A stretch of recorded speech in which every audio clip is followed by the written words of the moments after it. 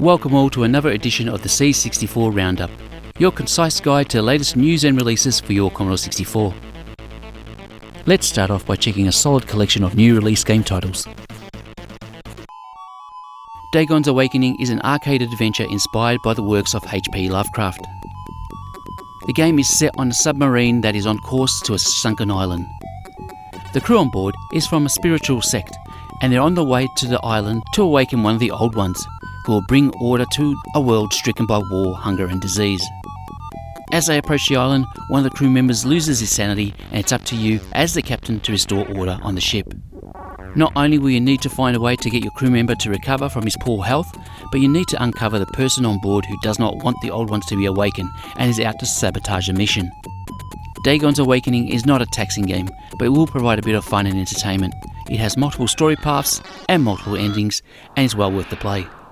Dagon's Awakening will initially be available as part of Bobo Games' Underwater Collection cartridge before becoming available digitally. Infuto has released a space shooter game called Guntus across multiple platforms including the C64. The game is a variation on Galaga, and you will note that your spaceship is not fixed to the bottom and can fly up.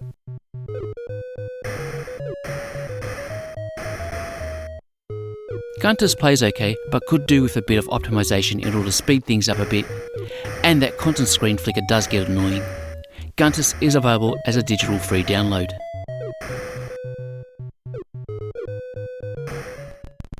Super Chase Remix is a maze game where you try to collect as much treasure as possible while a dungeon monster tries to stop you. Your character leaves a trail while moving, which the monster follows, but you can use this to your advantage in a way so as to make the monster go astray. Along with collecting treasure, you need to pick up the item that unlocks the exit door as well. This is JJ Flash's first attempt at a C64 game, and he has produced an admirable result that many of us will enjoy playing once or twice. Super Chase Remix is available as a free digital download from itch.io. Pieces 2 is an arcade puzzle game in the style of Puzznik. What makes Pieces 2 stand out from other puzzle games is that a majority of its 200 levels have been designed by the community. The premise is simple: you need to move the same objects together so that they touch in order to make them disappear. A level is completed when all objects are cleared before the timer expires. There is a passcode system for you to resume your progress. There is nothing necessarily innovative about Pieces 2, but it will provide many hours of play for those that enjoy puzzle games. The game is available as a free digital download from Protovision. Night Trap is yet another variation to the Pac-Man game theme, where you guide your knight around the maze collecting... I'm not really sure what you're collecting. But the key variations on the genre within Night Trap are that you can wrap around from top to bottom, as well as from the sides, and you can turn your knight into a ghost in order to safely navigate your way past enemy characters. Night Trap is another one of those games you'll play once or twice and never go back to, but it is a free digital download. Haplo has released a direct sequel to his popular game Tenebra. Similar to its prequel, Tenebra 2 is an atmospheric puzzle game with a roguelike element. Guide the hapless protagonist to the exit, but also keep in mind that he is afraid of darkness and refuses to walk in dark areas. If you enjoyed the original game, then Tenebra 2 will be for you. There are additional elements added to the game, including transporters and portal guns.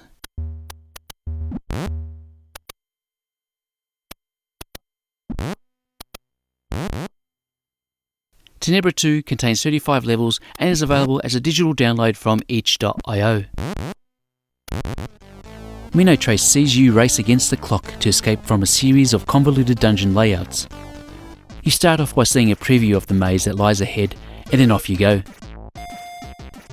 Using your joystick to navigate and the button to accelerate, Minotrace is filled with adrenaline rush gameplay.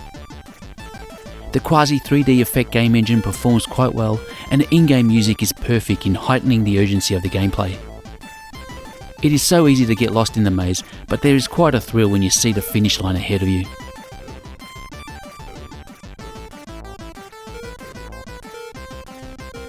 Minotrace contains 8 different labyrinth creating routines, providing 27 levels of increasing size and complexity. The game is available from itch.io. Outpost is a small arcade adventure game. Giving off semi-Project Firestart vibes, you wake up in your bunk on a spacecraft and you're unsure as to what has happened. The game will basically require you to search for items, deal with alien enemies, and figure out what you need to do to escape the spaceship safely. The game is very short, but decent for what it is. You can download the game from itch.io. Originally submitted to the Reset 64 4K Craptastic Compo in 2020, Avoid is an extended version of the game that requires you to avoid blocks, jump over red squares, and collect yellow dots. It's basically a high-score chaser, and the impressive music is somewhat synced to the movements you need to perform. The game has a semi-addictive qualities to it, and is a bit of fun to play when you have a few spare minutes. Avoid is available from itch.io.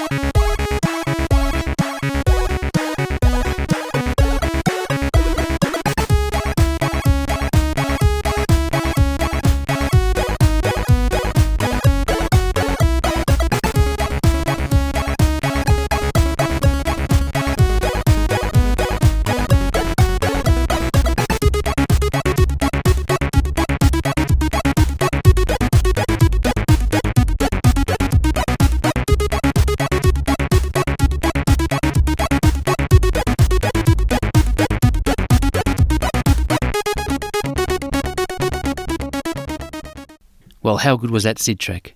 Let's see what interesting news we have on hand this month. I've been hearing rumours that a remaster of Sabrewulf has been in the works for a little while, and Genesis Project has finally confirmed this to be true by releasing a preview.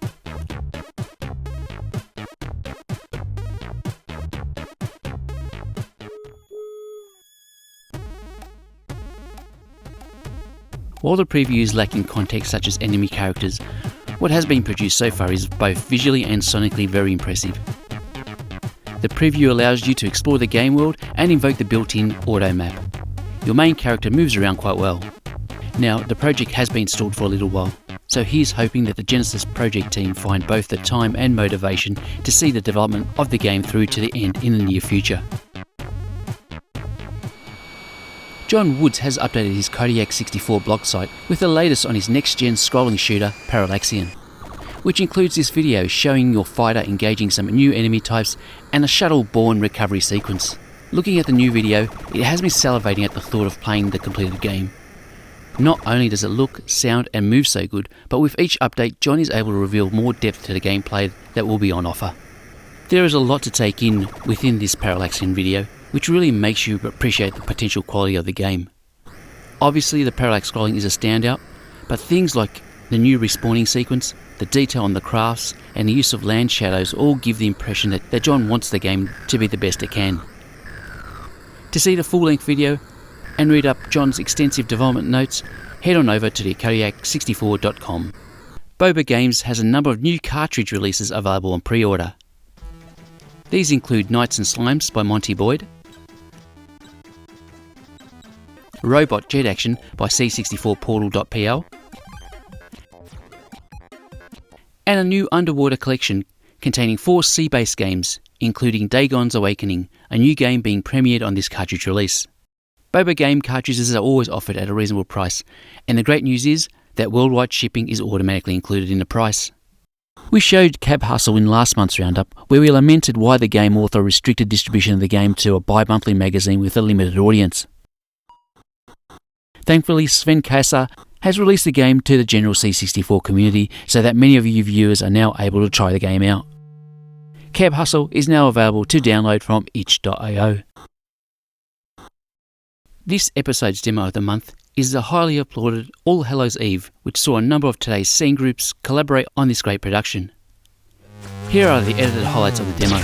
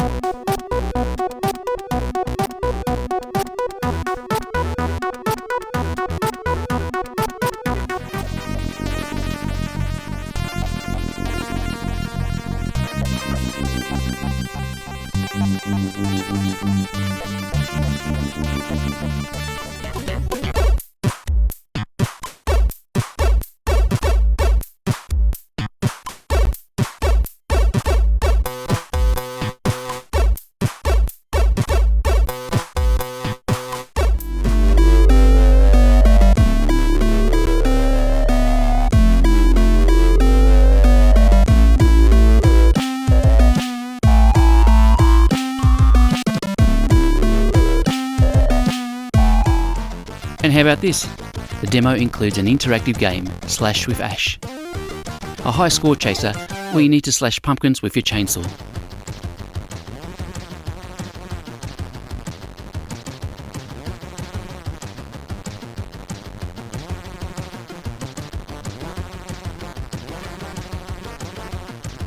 Okay, let's check out some older new games that were released before RGN existed.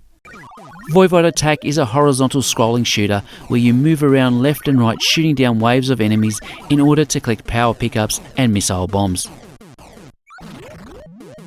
Changing direction of your spacecraft does feel a little odd as it flips all the way to the side of the screen, but I got used to it eventually and realised that it could be used to navigate around enemy waves. The objective of the game is to collect bombs and drop them on the designated zone within the level enough times to destroy the superstructure, which leads to this impressive cutscene.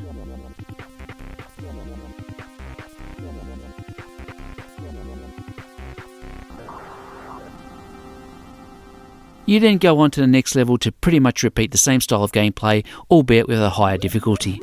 There are some really nice graphical touches in the game, and scrolling can get pretty fast. Not that you would know it with how I'm playing in the game in this video clip. If you're a shooter fan, then Voivod Attack is recommended.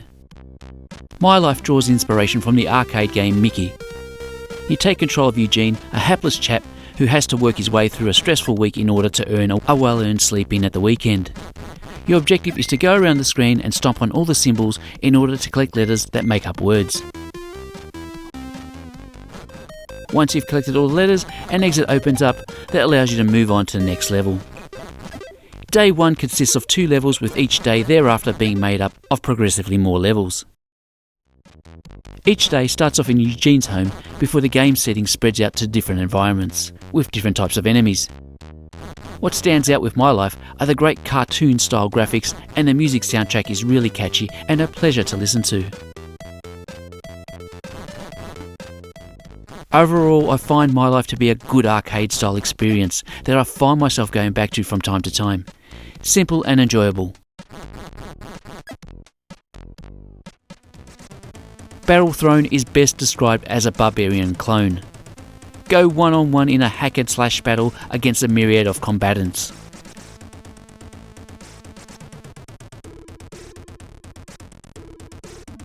Providing both a 1-player and 2-player mode, you start off the game by allocating attribute points to your fighter. The actual fighting action is decent without being spectacular. Graphics are colourful, though player movement is a little sluggish.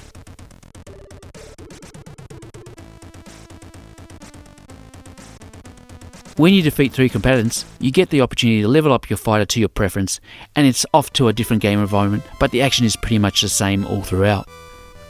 Not a bad game if you temper your expectations. Well worth trying out this game if you enjoy the genre. And that is a wrap on another C64 roundup. Thank you so much for taking the time to watch through the video. Please let me know what you think about the releases you have seen here.